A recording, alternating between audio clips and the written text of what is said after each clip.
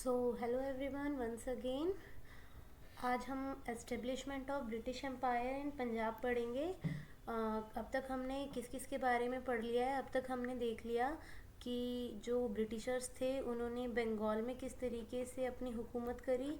फिर बंगाल के बाद वो मैसूर वाले रीजन में गए और मैसूर के बाद वो मराठा वाले रीजन में गए। आज हम पंजाब वाले रीजन के बारे में पढ़ेंगे कि पंजाब में उन्होंने कैसे एक्सपेंशन किया था। ठीक है। पंजाब का एस्टेब्लिशमेंट पढ़ने से पहले हमें क्या पढ़ना पड़ेगा। पंजाब का एस्टेब्लिशमेंट पढ़ने से पहले हमें पंजाब के अंदर जो आपके टोटल 10 गुरुज हुए हैं उसके बारे में पढ़ेंगे। ठीक है, तो चलिए शुरू करते हैं। आज हमें किसके बारे में पढ़ना है। टोटल जो आपके 10 गुरु हुए हैं उसके बारे में हम शुरू करते हैं। तो जो आपके फर्स्ट गुरु हैं, आप सब बहुत अच्छे से जानते हैं फर्स्ट गुरु का नाम क्या है। गुरु नानक देव। हमारे जो फर्स्ट गुरु हैं उनका नाम क्या है। गुरु नानक देव जी। तो अगर मैं आपसे पूछूं कि गुरु नानक देव जी पैदा कब हुए थे। इनका बर्थ हुआ था 1469 में और इनकी डेथ हुई थी 1539 में। ठीक है। आपका जो ये पंजाब वाला रीजन है, मतलब ब्रिटिश एम्पायर कब, तो आपको इसके अंदर दो चीज़ें पढ़नी है। मतलब जैसे आपने एंग्लो मैसूर वॉर्स देख ले, एंग्लो मराठा वॉर्स देखे, तो यहाँ पे भी दो एंग्लो सिख वॉर्स होंगे बेसिकली। तो ये आपका 1845 में ये शुरू करेंगे यहाँ पे अपना एक्सपेंशन और 49 तक अपना एक्सपेंशन पूरा कर लेंगे। ठीक है, तो गुरु नानक देव जी के बारे में आज शुरू करते हैं। तो देखिए, तो गुरु नानक देव जी का जन्म कब हुआ था। 15 अप्रैल 1469 में। कहाँ पे हुआ था। नानका साहिब। ठीक है। ये आपका कहाँ पे है। नानका साहिब गुरुद्वारा, जो आपका करंट में भी पाकिस्तान है वहाँ पे है। ठीक है। जहाँ पे इनका जन्म हुआ था वो नानका साहिब के नाम से ही जाना जाता है और ये अभी करेंटली पाकिस्तान में है। इनकी डेथ कब हुई थी। ये तो इनका बर्थ है। इनकी डेथ हुई थी 22 सितंबर 1539 में। ठीक है, 1539 पे कहाँ पे हुई थी, कौन सी जगह हुई थी इनकी डेथ। इनकी डेथ हुई थी करतारपुर में। ठीक है, याद रखेंगे आप लोग। तो इन्होंने क्या किया था, जो गुरु नानक देव जी थे, तो बेसिकली क्या हो रहा था, तो 1400 का टाइम है। तो अगर मैं आपसे पूछूं तो ये किसके कंटेम्प्रेरी थे। ये आपके बाबर और हुमायूं के समकालीन थे। बेसिकली बाबर और हुमायूं के समकालीन थे। कौन, हमारे गुरुदेव जी, गुरु नानक देव जी के क्या थे, कंटेम्प्रेरी, उनके टाइम पे थे ये। तो उन्होंने क्या देखा कि भाई 1500 का टाइम है, लोग बहुत मारा मारी हो रही है, बहुत ही कुप्रथाएं चल रही हैं और बहुत ही हिंदू मुस्लिम इस तरीके से चल रहा था। तो बेसिकली एक वो सीधा सा उन्होंने रास्ता दिया ज़िंदगी को जीने का कि कर्म करिए, बस अच्छे कर्म करिए। तो उन्होंने बहुत सारी अपनी अच्छी अच्छी स्पीचेस दी, अच्छी अच्छी वाणीज़ दी। तो वही सब है। तो अगर आपसे पूछेंगे इन्होंने क्या शुरू किया था, इन्होंने गुरु का लंगर शुरू किया था। ठीक है, गुरु का लंगर। तो ये पैदा कब हुए थे। हर साल ये इनका जन्म हुआ था पूर्णिमा के टाइम पे। ठीक है, जो बेसिकली मनाई भी जाती है गुरु नानक जयंती। तो इन्होंने गुरु के लंगर की शुरुआत करी थी। ठीक है, चलिए। तो ठीक है, गुरु नानक देव 1469 से 1539 तक का टाइम पीरियड है। कहाँ हुए थे, करतार नानका साहिब पाकिस्तान में हुए थे, बाबर हुमायूं के समकालीन थे। नेक्स्ट पे चलते हैं।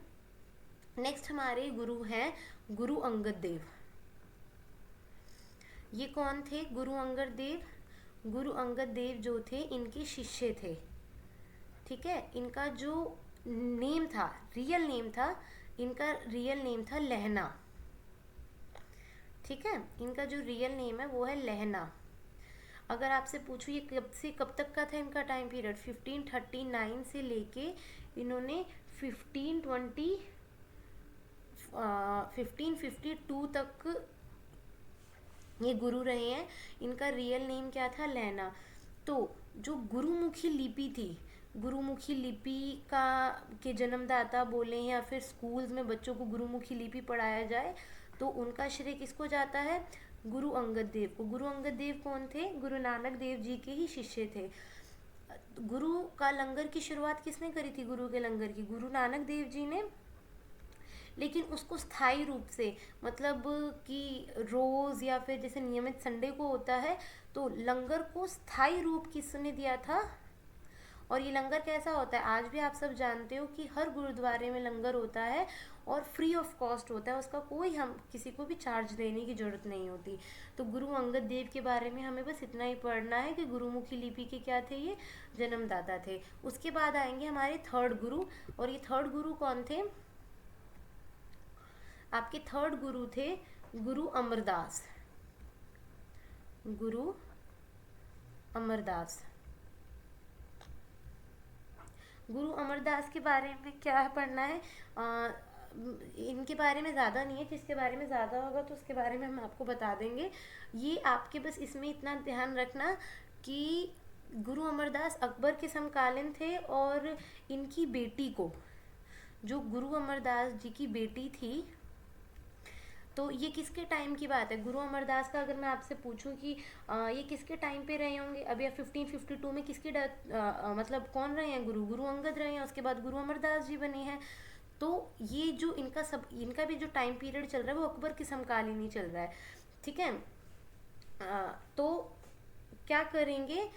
गुरु अमरदास, एक सेकेंड,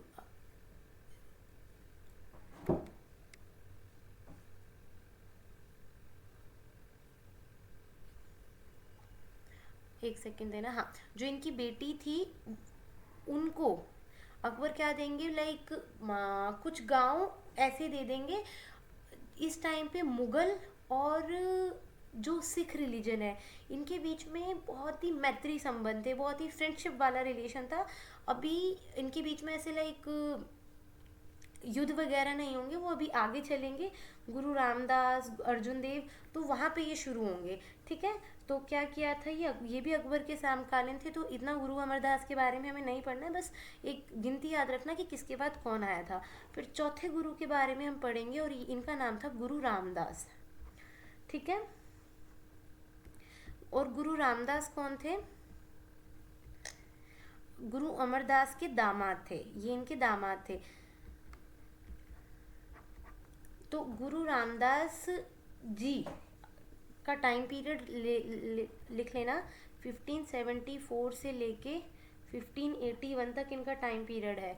अब गुरु रामदास जी, अब ये भी अकबर के समकालीन ही हैं, तो इनके टाइम पे क्या होगा? जो अकबर ने अभी उनकी बेटी को भी गांव की ज़मीन दी थी, अब क्या करेंगे? ये 500 बीघा ज़मीन देंगे किसको? गुरु रामदास को। कितनी? 500 बीघा ज़मीन। कौन देगा इन्हें? अकबर। और इसी 500 बीघा ज़मीन पे ये एक शहर की स्थापना करेंगे, और उसी शहर को बोला जाता है अमृतसर। तो अगर आपसे पूछे अमृतसर की स्थापना किसने करी थी, तो वो थे गुरु रामदास। उसके बाद ये आपके गुरु रामदास जी के बारे में पढ़ लिया। अब आएंगे हमारे अगले गुरु गुरु अर्जुन देव।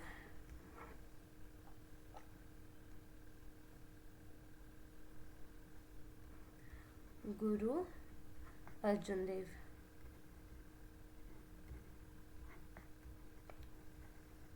ठीक है। अब गुरु अर्जुन देव को ही क्या कहा? इनको ही सच्चा बादशाह की उपाधि से इनको नवाजा गया है। किसको? सच्चा बादशाह की उपाधि किसको मिली हुई है? गुरु अर्जुन देव को। इनका टाइम पीरियड कब से कब तक है? 1581 से लेके 1606 तक इनका टाइम पीरियड है, ठीक है। तो अगर अमृतसर की स्थापना पूछेंगे किसने करी है, तो गुरु रामदास ने करी है। अगर आपसे पूछेंगे हरमंदिर साहिब की स्थापना, ठीक है, अमृतसर में हरमंदिर साहिब,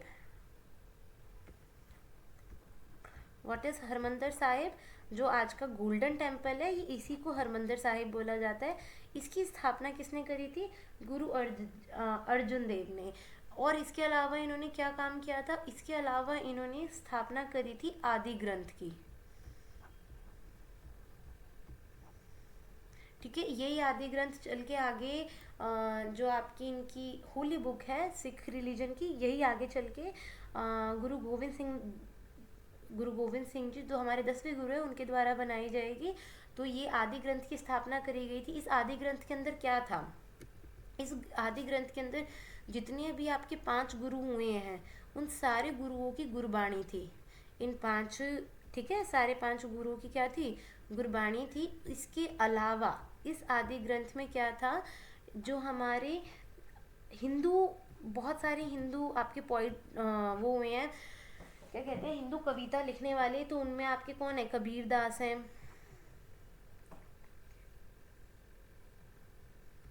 ठीक है, आपके कौन है, बाबा फरीद हैं, नामदेव हैं, जितने भी कवि रहे हैं उनकी क्या थी इसमें सारी अच्छी बातें लिखी हुई थी।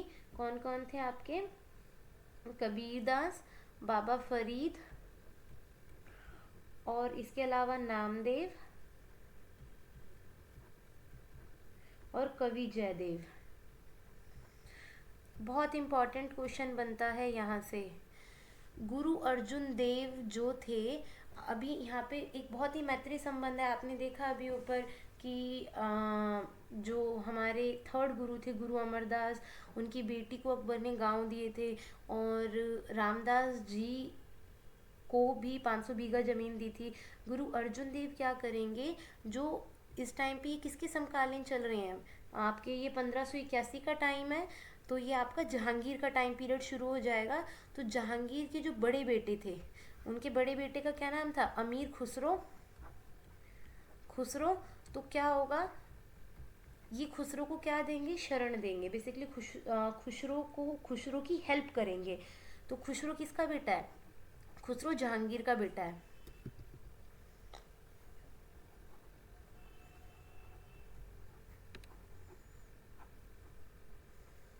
ये जहांगीर का क्या है, बेटा है। तो ये इन्होंने क्या करी थी, अमीर खुसरो की हेल्प करी थी। तो जहांगीर को क्या लगेगा, और अमीर खुसरो क्या था, अपने बाप के खिलाफ था, जहांगीर के खिलाफ था। तो जहांगीर को क्या लगेगा, जो गुरु अर्जुन देव हैं वो खुसरो को भड़का रहे हैं, तो इसी वजह से। और इसके अलावा और भी बहुत मेन रीज़न थे। जहांगीर जो था उसका प्रचार प्रसार करना चाहता था, इस्लाम को बढ़ावा देना चाहता था, और गुरु अर्जुन देव इस बात में क्या कर रहे थे, उनको रोड़ा बन रहे थे, कुछ भी कह सकते हैं। तो जहांगीर क्या कर देगा, ये पहला ऐसा मुगल एम्प्रर है, 2 मुगल एम्प्रर होंगे इस पूरे इसके अंदर जो 2 गुरुओं की हत्या करवा देंगे। पहला तो है जहांगीर और दूसरा है औरंगजेब। जहांगीर किसको मरवाएगा, ये मरवाएंगे गुरु अर्जुन देव को, और औरंगजेब जो आपके गुरु तेग बहादुर है, ठीक है, जिसके बारे में, जिनकी वजह से आगे आपका शीशगंज गुरुद्वारा भी बना है। तो 2 ही ऐसे गुरु हैं जिनको मुगल एम्परर जहांगीर और औरंगजेब ने मार दिया था। तो जहांगीर क्या कर देगा, इनकी डेथ करवा देगा, डेथ ऑफ योर 5th गुरु। तो ये बहुत इंपॉर्टेंट क्वेश्चंस बनते हैं यहाँ से कि अमीर खुसरो की इन्होंने हेल्प करी थी, जहांगीर ने इसे क्या कर दिया था, मरवा दिया था। और इसके अलावा इन्होंने अमृतसर के तालाब की स्थापना करी है, आदि ग्रंथ की स्थापना करी है। अब देखिए, अब हम 6th गुरु के बारे में पढ़ेंगे, और 6th गुरु हैं आपके गुरु हरगोविंद सिंह जी। आपके 6th गुरु का नाम क्या है, गुरु हरगोविंद सिंह जी। तो ये आपके 1606 से लेके 1645 तक रहेंगे। तो अब क्या देखेंगे भाई, गुरु हरगोविंद सिंह कौन है, इनके बेटे हैं, किनके, जो आपके गुरु अर्जुन देव थे इनके बेटे हैं। तो इन्होंने क्या देखा कि जहांगीर ने भाई इनके गुरु को मरवा दिया, तो अब क्या होगा, पूरे सिख रिलीजन में भाई मुसलमानों से ये क्या करने लगेंगे, नफरत करने लगेंगे। तो अब तक तो ये सिर्फ धर्म की बातें करते थे, अच्छी बातें करते थे, सिर्फ भक्ति की बातें करते थे, अब ये शक्ति की भी बातें करेंगे। तो गुरु हरगोविंद सिंह जी क्या करते हैं, ये सैन्य संगठन शुरू करते हैं, आर्मी बनाना शुरू करते हैं, आर्मी को शिक्षा देना शुरू करते हैं, मतलब आर्मी प्रैक्टिस शुरू हो जाती है इनके टाइम पे। और गुरु हरगोविंद सिंह जी ही क्या करेंगे, जो जितने भी सिख हैं उनको क्या बनाएंगे, नॉन वेजिटेरियन बनाएंगे। ठीक है, ऑब्वियस भाई सैन्य शक्ति है तो वो बेसिकली उनको स्ट्रांग बनाना चाह रहे थे कि भक्ति शक्ति दोनों होनी चाहिए। इन्होंने ही, बहुत इंपॉर्टेंट है, अकाल तख्त का निर्माण करवाया था। ये अकाल तख्त पे ही चढ़ के क्या करते थे, ये देखते थे कि अका कि जो उनकी सेना है किस तरीके से अभ्यास कर रही है। ठीक है, तो उसके बाद इसके अलावा अमृतसर, जिसकी स्थापना किसने करी थी, एक अमृतसर का गोल्डन टेम्पल किसने बनवाया था। तो अगर मैं अमृतसर की स्थापना करूँ बोलूँगी तो आपके दिमाग में क्या आएंगे, आपके फोर्थ गुरु गुरु रामदास और फिफ्थ गुरु अर्जुन देव ने उसके गोल्डन टेम्पल। तो अमृतसर किलाबंदी किसने करवाई, अमृतसर किलाबंदी भी किसने करवाई थी, गुरु हरगोविंद सिंह ने करवाई थी। मतलब सिक्स्थ गुरु से पहले जो आपके 5 गुरु हैं, स्टार्टिंग के 5 गुरु सिर्फ भक्ति के बारे में बात करेंगे, सिक्स्थ गुरु के बाद इसके शुरू हो जाएगा आपका ये सैन्य संगठन भी इसके अंदर शुरू हो जाएगा। अब इसके में क्या होगा, जो जहांगीर है इनको क्या कर लेगा, कैद कर लेगा। किसको, गुरु हरगोविंद सिंह को। तो गुरु हरगोविंद सिंह जी क्या हो जाएंगे, उनकी कैद में भी आ जाएंगे। बट उसके पीछे इनका बहुत मेन मोटो था। क्या मेन मोटो था, जो जहांगीर था, जहांगीर ने 52 राजाओं को कैद कर रखा था। ठीक है, और गुरु गोविंद सिंह जी ने क्या करवा देंगे, छुड़ा के लेके आएंगे। और जिस टाइम पे छुड़ा के लेके आएंगे उसी दिन के बाद से क्या मनाने लग जाते हैं सिख धर्म के लोग, उसी दिन क्या मनाते हैं, बंदी छोड़ दिवस। ठीक है, आप ये बात ध्यान रखेंगे, बंदी छोड़ दिवस मनाएंगे। जहांगीर ने इनको क्या कर लिया था, कैद कर लिया था। ये खुद भी उनकी रिहा से छूटे और 52 राजाओं को भी छुड़ा के लेके आए। इसलिए इस दिवस को किस दिवस के रूप में मनाते हैं, बंदी छोड़ दिवस के रूप में मनाते हैं। ये आपकी गुरु किसकी कहानी थी, हरगोविंद सिंह की। अकाल तख्त का निर्माण किसने करवाया था, इन्होंने ही करवाया था। अब हम सिक्स्थ गुरु के बारे में पढ़ेंगे, सिक्स्थ हो गए हैं, सेवेंथ गुरु के बारे में पढ़ेंगे। ये कौन थे आपके, गुरु हर राय। ठीक है, गुरु हर राय। अगर आपसे पूछे सच्चे बादशाह की सच्चा बादशाह की खिताब किसको मिला हुआ है, अर्जुन देव को। ठीक है, उसके बाद ये हमारे गुरु गोविंद सिंह को भी मिलेगा, फिर उनके बारे में हम आगे पढ़ेंगे। ठीक है, गुरु हर राय ये आपके कौन है, सेवेंथ गुरु हैं। तो इनके 2 पुत्र थे। ठीक है, इनके पहले पुत्र का नाम था राम राय और इनके दूसरे पुत्र का नाम था हरकिशन। इनके बारे में थोड़ी सी स्टोरी सुन लो। जो गुरु हर राय थे भाई, इनको सबको अब इनसे जहांगीर से तो बहुत दिक्कत होने लग गई थी। ठीक है, क्यों दिक्कत होने लग गई थी, क्योंकि उनके भाई एक गुरु को मार दिया, दूसरे गुरु को कैद कर लिया। तो इनका एक बार थोड़ा सा टाइम पीरियड लिख लेना, 1644 से लेके 61 तक। ठीक है, तो ये क्या करेंगे, औरंगजेब का टाइम शुरू होने वाला है। तो औरंगजेब भाई, गुरु हर राय इनकी बहुत ख्याति थी। औरंगजेब इनको क्या करेगा, अपने दरबार में बुलाएगा। किसको, गुरु हर राय को। तो गुरु हर राय ने कसम खा ली थी कि ये इनका चेहरा नहीं देखेंगे। तो वो अपने बेटे को भेजते हैं, राम राय को। और राम राय क्या करता है, जाके इनकी बहुत तारीफें करने लगता है औरंगजेब की। तो ये बात बिल्कुल भी पसंद नहीं आती है गुरु हर राय को। और ये क्या कर देते हैं, जो इनका दूसरा वाला बेटा था, इनका दूसरे बेटे का नाम क्या है, इनके अगर आप दूसरे बेटे का नाम देखोगे तो हरकिशन। तो आपका जो 8th गुरु देखने को मिलेगा वो हरकिशन ही था। इसके अलावा इन्होंने और क्या किया था, जो आपका औरंगजेब का बड़ा बेटा था, औरंगजेब का जो भाई था, बड़ा भाई नॉट बड़ा बेटा, दारा शिको। क्योंकि अगर हम देखेंगे ध्यान से तो गुरु हर राय किसके समकालीन है, एक तो ये जहांगीर के समकालीन है और दूसरा औरंगजेब के समकालीन है। तो क्या होगा इसमें, जो दारा शिको जो औरंगजेब का बड़ा भाई है, ये इसकी क्या करेंगे, हेल्प करेंगे। ठीक है, बस इतनी बात ध्यान रखना कि दारा शिको की हेल्प किसने करी थी, गुरु हर राय ने करी थी। उसके अलावा आगे तो आपको पता ही है, इसको क्या कर देगा, मार देगा, क्योंकि ये बड़ा बेटा था, बड़ा भाई था इसका, इसने इसे मारा था, तभी तो ये गद्दी पे बैठा था औरंगजेब। उसके अलावा चलिए अब 8th गुरु पे बढ़ते हैं हम। 8th गुरु आपने अभी पढ़ा था कि कौन थे, गुरु हरकिशन थे। इनके बारे में बस इतना ध्यान रखना कि इनकी डेथ हो जाती है, क्योंकि उस टाइम भाई बहुत ज़्यादा चेचक फैल गया था। तो चेचक के कारण कि इनकी क्या हो जाएगी, गुरु हरकिशन की डेथ हो जाती है। बाकी तो बहुत सारी चीज़ें, मेन मेन चीज़ें यहाँ पे डिस्कस कर रहे हैं। चेचक की वजह से इनकी क्या हो जाएगी, डेथ हो जाएगी। बाकी आपको पता है गुरु हरकिशन बहुत ही लाइक प्रोमिनेंट गुरु साबित हुए थे। क्यों? क्योंकि इनके सिर्फ छूने मात्र से क्या हो जाता था, लोगों के चेचक की बीमारी ठीक होने लग गई थी। लेकिन चेचक इतना फैल गया था कि उनकी उसकी वजह से इनकी खुद ही डेथ हो जाएगी। चलिए फिर आगे बढ़ते हैं हम 9th गुरु पे। गुरु हरकिशन के बाद जो गुरु आएंगे वो आएंगे गुरु तेग बहादुर। गुरु तेग बहादुर, गुरु तेग बहादुर। अब ये 9th गुरु हैं। आपको अभी बताया था सब एक गुरु थे जो जिनकी डेथ जहांगीर ने करवाई थी। वो कौन थे? वो आपके थे 5th गुरु, गुरु अर्जुन देव। ठीक है। और ये 9th गुरु हैं गुरु तेग बहादुर। इनका टाइम कब से कब तक रहेगा? 1664 से लेके 75 तक, जो मेन मेन है उनके टाइम पीरियड मैं लिख रही हूँ। तो गुरु तेग बहादुर को किसने मरवा दिया था? औरंगजेब ने। ये पहले सबसे इम्पोर्टेंट तो यही ध्यान रखेंगे। अब कैसे और क्यों, देखिए। औरंगजेब जो था बहुत ही कट्टर मुसलमान था। औरंगजेब क्या करना चाहता था? सारी जगह इस्लाम धर्म का प्रसार करना चाहता था। तो लोगों ने क्या कहा था कि भाई अगर तेग बहादुर जी, गुरु तेग बहादुर जी इस्लाम धर्म कबूल कर लेंगे तो हम भी इस्लाम धर्म कबूल कर लेंगे। तो ये क्या करते हैं, औरंगजेब तेग बहादुर जी को बुलाते हैं 5 दिन के लिए। 5 दिन के लिए मतलब गुरु तेग बहादुर को अपने उसमें बुलाते हैं। तो गुरु तेग बहादुर वहाँ से जाते हैं। तो ये अपने 5 शिष्यों को लेके जाते हैं अपने साथ। ठीक है। और इसके अलावा इनके बारे में 2-3 चीज़ें बहुत इंटरेस्टिंग है, तो आप इनकी कहानी सुनिए। जो गुरु तेग बहादुर थे, ये आपका औरंगजेब का टाइम पीरियड चल रहा है 1664 से 75 तक।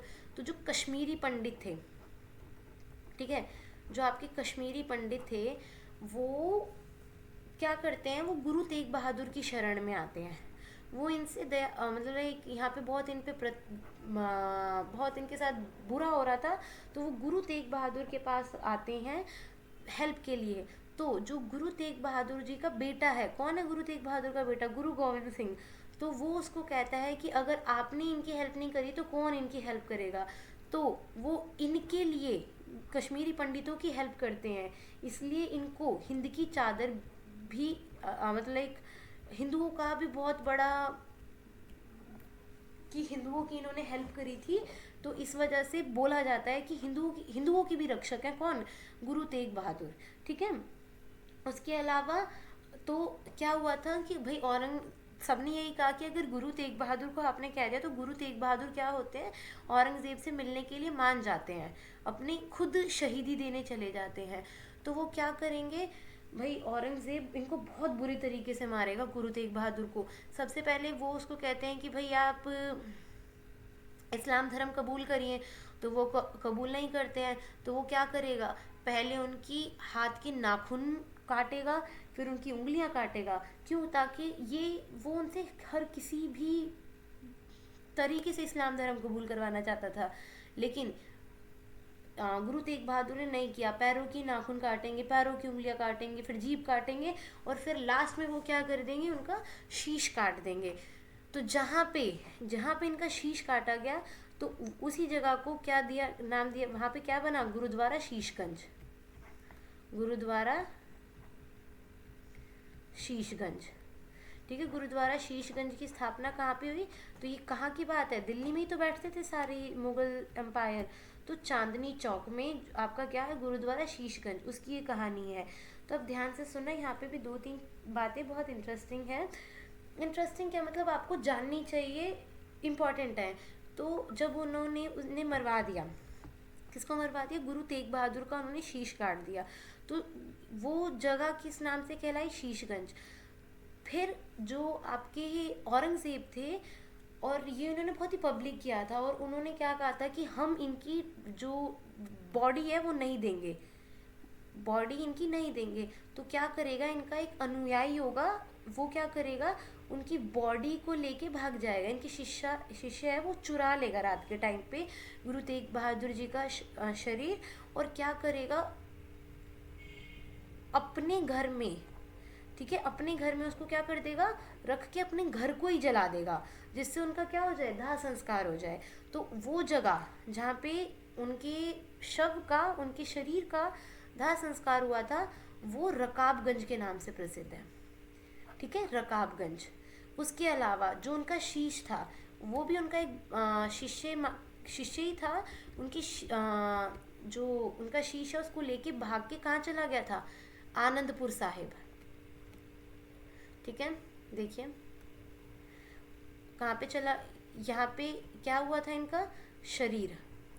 और अगर मैं उनकी शीश की बात करूँ तो उनका शीश जहाँ पे लेके गया था, वो कहाँ पे लेके गया था, आनंदपुर साहिब।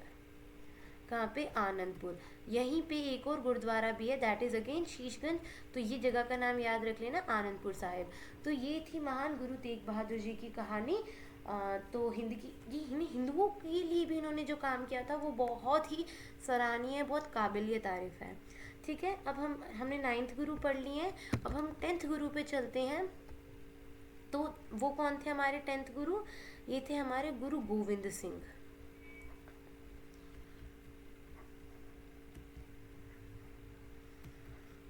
गुरु गोविंद सिंह, तो अगर आपसे पूछे तो इनका जन्म कब हुआ है, 1666 में हुआ है। और इसके अलावा इनकी मृत्यु कब हुई है, इनकी मृत्यु जो ही हुई है वो 1708 में हुई है, ठीक है। इनको भी सच्चा पातशाह की उपाधि दी गई थी, ठीक है। एक आपके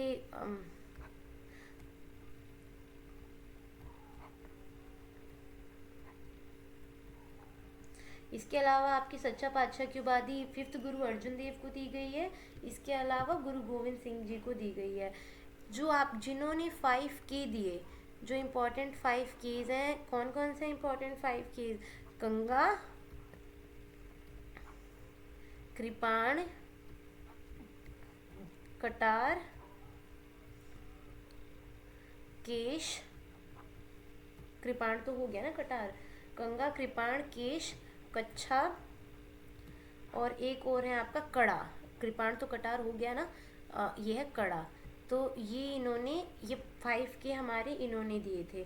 जो जितने भी सिख हैं अपने नाम के पीछे सिंह लगाते हैं, वो इन्हीं के बाद से शुरू हुआ था सिंह लगाना, ठीक है।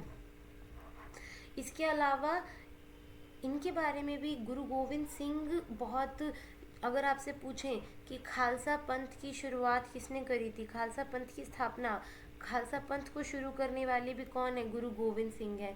इसके अलावा जो ये आपके गुरु बन रहे हैं, तो लास्ट गुरु कौन है, गुरु गोविंद सिंह है, ठीक है, ये लास्ट गुरु थे। तो गुरु प्रथा को ख़त्म करने वाले भी कौन है, इन्होंने क्या कहा था कि बस अब इसके बाद कोई गुरु नहीं होगा। इनके बाद क्या हो गई थी, जो इनकी होली बुक है गुरु ग्रंथ साहिब, अब ये आप मैंने ऊपर बताया था, जो इनकी बाइबल है बाइबल नहीं, इनकी होली बुक है गुरु ग्रंथ साहिब। तो गुरु ग्रंथ साहिब इन्होंने कहा था यही क्या है, अब से 11th गुरु है, मतलब इसी के अंदर सारी गुरुओं की गुरुवाणियाँ हैं। तो इसी में क्या है, यही इसी को गुरु मानेंगे, यही है जो है। इसके बाद इनके अनुयायी होंगे, और ये किसको अपना ये सारा दे के चला जाएंगे, इनका एक शिष्य होगा बंदा बहादुर, अभी उसके बारे में पढ़ेंगे, ठीक है। खालसा पंथ की स्थापना इन्होंने करी थी, और यही खालसा, जो लोग खालसा को मानते थे वही आगे चल के क्या कहलाए जाएंगे, सिख कहलाए जाएंगे, ठीक है। तो देखिए सच्चा पातशाह इनको उपाधि इनको प्रदान की थी, ये तो हमने बात कर ली है। गुरुवाणियाँ हैं सारी किसके अंदर, गुरु ग्रंथ के अंदर गुरुवाणियों की, ठीक है। इसके अलावा इनके 4 पुत्र थे, ठीक है। इनके 4 पुत्रों का क्या क्या नाम था, फतेह सिंह, जोरावर सिंह,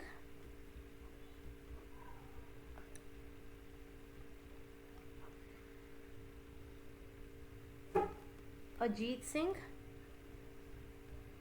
और झाझर सिंह, ठीक है। तो इनके टाइम पे क्या हुआ था, एक बहुत याद रखना, 1704 में, 1704 में चमकौर का युद्ध हुआ था, ठीक है।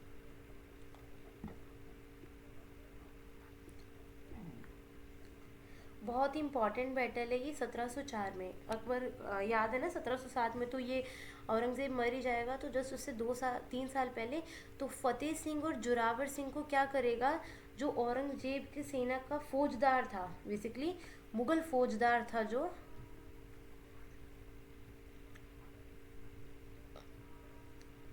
वजीर खान, इन बच्चों को, इन दोनों साहिबजादों को, इनके 4 साहिबजादे थे, फतेह सिंह, जोरावर सिंह, अजीत सिंह और जहाजर सिंह।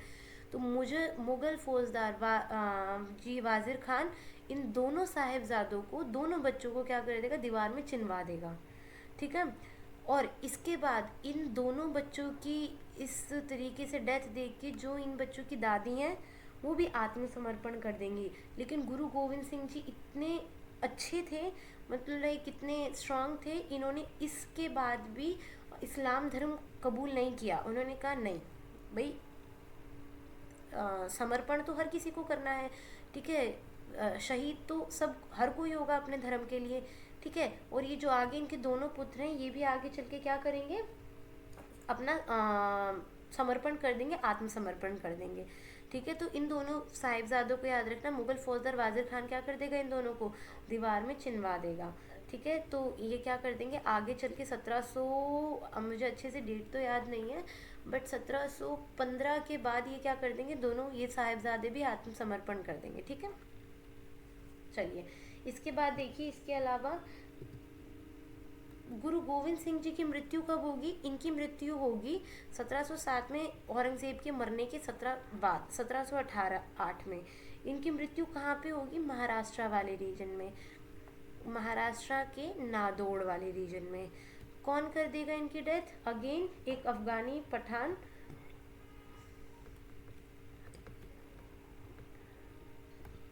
गुल खान, ठीक है। तो यहाँ से क्या हो जाती है, सारे गुरु की स्टोरी होती है। तो इसमें 2 3 चीज़ें बहुत इंपॉर्टेंट हैं जो आप लोगों को याद रखनी है कि गुरु का लंगर शुरू किसने किया था, गुरु नानक देव ने। गुरुमुखी लिपि के जन्मदाता किसको माना गया है, गुरु अंगद देव को, ठीक है। जो गुरु रामदास जी थे उन्होंने अमृतसर की स्थापना करी थी। गुरु अर्जुन देव ने क्या किया था, हरमंदिर साहिब गोल्डन टेम्पल का निर्माण करवाया था। आदि ग्रंथ की स्थापना उन्हें करी थी, और गुरु ग्रंथ साहिब की स्थापना गुरु गोविंद सिंह जी ने करी थी। बंदी छोड़ दिवस किसकी वजह से मनाया जाता है, गुरु हर गोविंद सिंह जी की वजह से मनाया जाता है, ठीक है। 2 गुरु ऐसे थे जिनकी डेथ मुगलों ने करवा दी थी। कौन कौन थे वो, गुरु अर्जुन देव थे और गुरु तेग बहादुर जी थे, जिनकी डेथ उन्होंने करवा दी थी। गुरु अर्जुन देव की जहांगीर ने, और गुरु तेग बहादुर जी की करवाई थी आपकी औरंगज़ेब ने, ठीक है। ये आपके सारे गुरुओं की कहानी है। तो अब जब औरंगज़ेब की डेथ के बाद गुरु गोविंद सिंह जी की भी डेथ हो जाती है, तो जो आपका ये बेसिकली सिखिज़्म है, इसको कौन संभालता है, इसको संभालते हैं आगे चल के बंदा बहादुर, ठीक है। ये सारा किसके हाथ में दे जाते हैं, बंदा बहादुर। तो बंदा बहादुर का अगर हम रियल नेम की बात करें तो इनका जो नाम था, मूल नाम जो था वो था लाखन लक्ष्मण, इनका नाम था लक्ष्मण, या लक्षण भी कहते हैं कई जगह, लक्ष्मण। तो इन्होंने क्या करी थी, ये राजधानी कहाँ पे ले गए थे, लोहगढ़ में, ठीक है। बंदा बहादुर की डेथ कौन करवा देगा, 1716 में बंदा बहादुर की डेथ करवा देगा अगेन वो फर्रुख सियार। अब 2 3 चीज़ें यहाँ पे भी इम्पोर्टेंट है, ध्यान रखना। इनकी डेथ करवा देगा फर्रुख सियार। क्या, जो ये मुगल फौजदार वाजिर खान था, इसने क्या किया था, दोनों साहिबजादों को दीवार में चिनवा दिया था ना, तो इसका बदला कौन लेगा, इसका बदला लेंगे बंदा बहादुर। ये क्या करेंगे, ये उसको मार देंगे वाजिर खान को, ठीक है, आगे चल के। तो क्या होगा, 1716 में इनकी भी क्या हो जाएगी, मृत्यु हो जाएगी। और कौन मारेगा इन्हें, फर्रुख सियार मारेगा, ठीक है। और ये मतलब फर्रुख सियार बहुत ही बुरी तरीके से इनको मारेंगे। और इनके में एक बहुत अच्छी स्टोरी है, मतलब इनके यहीं से कहते हैं ना कि एक एक सिख हज़ारों पे भारी है, तो इनके में कुछ 46 लोग ही थे और इनके में कई हज़ार थे, तो ये 46 लोग इनकी सेना पे बहुत भारी पड़ गए थे। तो बंदा बहादुर की डेथ कब हो जाएगी? 1716 में।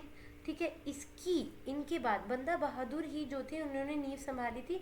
इसके बाद जो आपका सिख साम्राज्य है, जो सिखिज़्म है पूरा, वो क्या हो जाएगा, वो आपके 12 स्टेट्स में क्या हो जाएगा, डिवाइड हो जाएगा। ठीक है, Sikh empire divides into 12 states, जिसको क्या बोलते हैं, मिसल बोलते हैं। डिवाइड इनटू 12 स्टेट, और इनको इसी को क्या बोलते हैं, मिसल बोलते हैं। ठीक है, मिसल। तो इसमें टोटल इम्पोर्टेंट 12 मिसलें हैं। कितनी? 12 मिसलें। और उसमें सबसे इम्पोर्टेंट मिसल हमें जो पढ़नी है वो है शुक्र चकिया। कौन सी? शुक्र चकिया।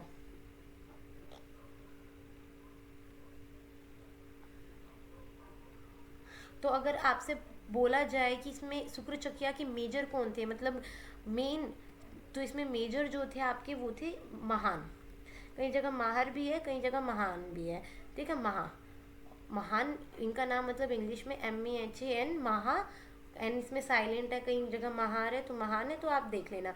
तो आगे चल के इन्हीं के पुत्र होंगे महाराजा रणजीत सिंह। ऐसी बात तो है नहीं कि फर्स्ट टाइम सुना होगा। महाराजा रणजीत सिंह का नाम कहाँ पे आता है? जिसने भारत में कोहिनूर हीरा वापस लेके आए थे, वो कौन थे? महाराणा रंजीत सिंह। ठीक है, महाराजा रणजीत सिंह की यहीं पे होती है। इनको महाराजा की उपाधि, अगर आपसे पूछे महाराजा रणजीत सिंह का जन्म कब हुआ था, इनका जन्म हुआ था, इनका जन्म हुआ था आपका 1780 में। ठीक है, बहुत ही कुशल योद्धा, कुशल शासक, कुशल महाराजा बोले तो महाराजा रणजीत सिंह बहुत अच्छे ग्रेट रूलर थे। ठीक है, मतलब एकदम बढ़िया। तो इन्होंने क्या किया था, ये कोहिनूर हीरा वापस लेके आए थे। किससे? अब ध्यान से देखना। तो कोहिनूर हीरा आपको कहाँ से मिला था? कोहिनूर हीरा मिला था गोलकोंडा किला से, गोलकोंडा फोर्ट से। और पूरे दिल्ली सल्तनत में सारे आपके जितने भी तुगलक वंश, खिलजी वंश से, इनसे होते होते नादिर शाह क्या हुआ था, मुगलों के पास आया था और नादिर शाह इसको लूट के ले गया था। कहाँ पे ले गया था? अफगानिस्तान में ले गया था। किससे ले गया था? जब नादिर शाह ने दिल्ली पर 1739 में अटैक किया था, तो तब ये कोहिनूर हीरा उठा के ले गया था। तो फिर ये किसके पास आया होगा घूम फिर के? ये आया था शाह सूजा के पास। ठीक है, शाह सूजा के पास। तो शाह सूजा की जो वाइफ थी, शाह सूजा को क्या कर लिया था? कैद कर लिया था। तो उन्होंने क्या कहा था महाराजा रणजीत सिंह को कि भाई मैं आपको कोहिनूर हीरा दूंगी और आप शाह सूजा को क्या करोगे? कैद से छुड़वाओगे। तो फिर इन ऐसे महाराजा रणजीत सिंह को क्या मिला था? कोहिनूर हीरा वापस मिला था। तो ये इनकी स्टोरी थी। शाह सूजा नाम याद रखना। महाराजा रणजीत सिंह के टाइम पे ही क्या होगी?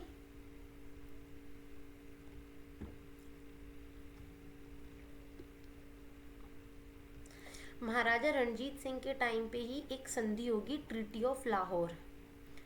ट्रीटी, इन्हें महाराजा का पद कब मिला था? इन्हें महाराजा का पद मिला था 1801 में। ठीक है, महाराजा का पद इन्होंने कब धारण किया था? तो ट्रीटी ऑफ लाहौर या ट्रीटी ऑफ, इसे अमृतसर भी बोलते हैं, कब हुई है? 1809। 1809 ईस्ट इंडिया कंपनी आ चुकी है, 1780 में ही आ गई है भाई। जब महाराजा रणजीत सिंह का जन्म हुआ है 1707 में ही आ गई थी ब्रिटिश ईस्ट इंडिया कंपनी। तो 1809 तक आते आते तो इनका दबदबा भी हो गया था। तो ट्रीटी ऑफ लाहौर किस किस के बीच में होगी? ये होगी आपकी ट्रीटी ऑफ लाहौर, या अमृतसर भी बोलते हैं, अंग्रेजों और ये जो रणजीत सिंह है इनके बीच में होगी। ये आपकी कौन सी रिवर है? ये आपकी सतलुज नदी है। ठीक है, क्या कहा था इन्होंने कि सतलुज नदी का जो ईस्ट वाला पार्ट है वहाँ पे तो कौन रहेंगे? सिख। यहाँ पे किसका राज होगा? मतलब इस वाले रीजन के में आप वो कर लेना। और जो इधर वेस्ट वाला रीजन है, इधर कौन रहेंगे भाई? ईस्ट इंडिया कंपनी वाले। तो ये ट्रीटी ऑफ लाहौर हुई थी। ठीक है, और इनके रिलेशंस भी काफ़ी सही थे ईस्ट इंडिया कंपनी वालों के साथ। अब क्या होगा, 1840 में 1840 में रणजीत सिंह, महाराजा रणजीत सिंह जी की डेथ हो जाएगी। ठीक है, महाराजा रणजीत सिंह जी की क्या हो गई, यहाँ पे डेथ हो गई। तो इसके बाद 1840 आपने पढ़ा, जब मैंने ऊपर लिखवाया था 1845 से लेके 49 तक इनका कब्जा हो गया था।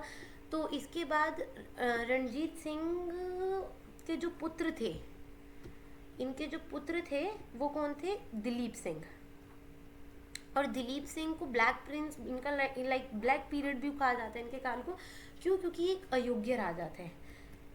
ठीक है, तो रणजीत सिंह का पालन पोषण किसने किया था, याद रखना, महारा बस बेसिकली सिर्फ 5 ईयर्स की एज के थे ये, तो कह भी क्या सकते हैं, और इस टाइम पे उभरती हुई शक्ति थी वो, तो ये सिर्फ 5 ईयर की एज में थी। तो इनका जो इनकी संरक्षिका थी, जो इनका पालन पोषण करती थी, वो कौन थी, महारानी जिंद कौर। महारानी जिंद कौर। इनको क्या कहा जाता है, पंजाब की मैसेलिना, मतलब बहुत स्ट्रांग लेडी थी, पंजाब की मैसेलिना। बस ये थोड़ा सा फैक्ट ध्यान रखना। तो दिलीप सिंह के टाइम पे क्या होगा भाई, पूरा ये एंग्लो सिख वॉर शुरू हो जाएंगे, और फिर जो आपका जो ये पंजाब वाला रीजन है, ये भी क्या हो जाएगा, अंग्रेजों की गिरफ्त में आ जाएगा। ठीक है, तो अब पढ़ेंगे हम, यहाँ तक आपकी क्या थी, सारी स्टोरी थी। तो किस तरीके से हमने देखा कि कैसे कैसे आई हैं। अब हम क्या करेंगे, एंग्लो मैसूर वॉर्स के बारे में पढ़ेंगे। ठीक है, एंग्लो मैसूर वॉर्स। तो अगर आपसे मैं, अब रीज़न क्या था एंग्लो मैसूर वॉर होने का, अभी अभी हमने क्या देखा कि ट्रीटी ऑफ लाहौर हुई थी, सतलुज।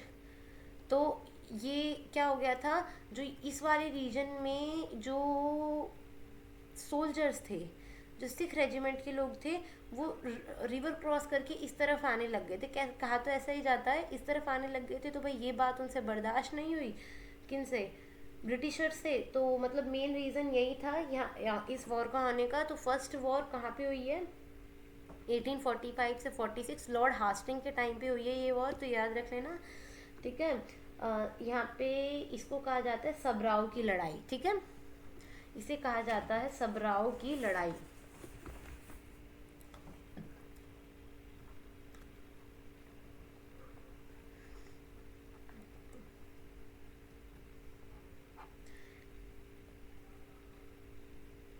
इस किस किस के बीच में, लॉर्ड हास्टिंग और वर्सेस आपके जो इनके सेनापति थे इस टाइम पे। सेनापति कौन है आपके, लाल सिंह और तेज सिंह। लाल सिंह बेसिकली ये हार जाएंगे, क्यों, क्योंकि यहाँ पे जो ये इनका एक बंदा था तेज सिंह, वो यहाँ पे विश्वासघात कर देगा। ठीक है, तो ये बात ध्यान रखना, लॉर्ड हास्टिंग और लाल सिंह सबराव की लड़ाई, तो ये लोग हार जाएंगे। और यहाँ पे क्या होगी, ट्रीटी ऑफ लाहौर। अगेन क्या होगा, ट्रीटी ऑफ, इसे भैरवाल भी कहा जाता है और लाहौर भी कहा जाता है। भैरवाल की संधि या फिर लाहौर की संधि, ट्रीटी ऑफ भैरवाल और लाहौर। ये आपकी फर्स्ट एंग्लो मैसूर वॉर की कहानी है। इसके बाद अगेन 1848 में, 1848 से 49 तक Anglo second Mysore, sorry not Anglo Mysore war, it's Punjab, Anglo Punjab war. तो कब होगा, 1848 से 49 तक चलेगा। इस युद्ध के 2-3 नाम हैं, इसे याद तो कहते हैं, मेन तो यही है, चिलियावाला का युद्ध, चिलियावाला, वॉर ऑफ चिलियावाला, मतलब लाइक चिलियावाला का युद्ध, या फिर इसको कहते हैं गुजरात का युद्ध। ओके, या इसे क्या कहते हैं, गुजरात का युद्ध। ठीक है, तो ये किस किस के इस टाइम पे, पंजाब सिख रेजिमेंट, और इस टाइम पे किसके साथ होगा, जो आपके लॉर्ड डलहौजी हैं उसके साथ होगा। और लॉर्ड डलहौजी बेसिकली ये इस टाइम पे 1849 का टाइम आ गया है। तो ये कौन थे यहाँ, Lord Dalhousie, governor general of India. तो ये क्या हो जाएंगे, ये हार जाएंगे, और पंजाब में भी क्या होगा, ब्रिटिश ईस्ट इंडिया कंपनी की स्थापना हो जाएगी। तो इस तरीके से एंग्लो पंजाब वॉर करके जो बहुत बड़ा रीजन था सिंधिया वाला, बेसिकली यहाँ पे बंगाल में ही आ चुके हैं, मैसूर वाले रीजन में भी आ चुके हैं, ये पूरे मराठा वाले रीजन में भी ये आ चुके थे। ठीक है, ये बस ये इधर पंजाब और सिंध वाला रीजन बचा हुआ था, इसमें भी आ जाएंगे। ठीक है, एक ये बीच का थोड़ा सा ये वाला रीजन रह गया अवध पे। वैसे पहले ही इनका इनडायरेक्टली तो कब्जा हो ही गया था।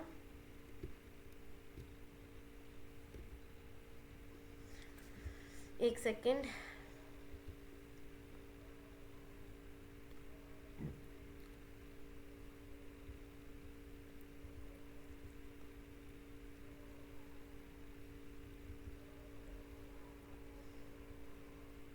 ठीक है। जो ये इधर ये अवध वाला जो रीजन है बेसिकली, तो इसमें अब हम बस एक यही रह गया है कि सुझाव वहाँ पे भी इनका प्रॉपर इस तरीके से वॉर्स होंगे, और अवध पे भी ऐसे करके पूरे भारत में, पूरे ऑलमोस्ट पूरे भारत में ईस्ट इंडिया कंपनी क्या हो जाएगी, स्थापित हो जाएगी। तो बस हमें इसके बारे में ही पढ़ना है एक बार। अब हमारा लास्ट क्या रह गया है, अब हमारा लास्ट अवध का टॉपिक रह गया है, और जो हम अपनी नेक्स्ट क्लास में पढ़ेंगे, establishment of British empire in Awadh, British rule कैसे अवध में आएगा। थोड़ा बहुत देख भी चुके हैं पहले, और अब थोड़ा सा डिटेल में अब देख लेंगे। तो ये आपकी सारी आज की स्टोरी थी। हमने 10 गुरुज के बारे में पढ़ा, हमने एंग्लो सिख वर्ड्स के बारे में पढ़ा।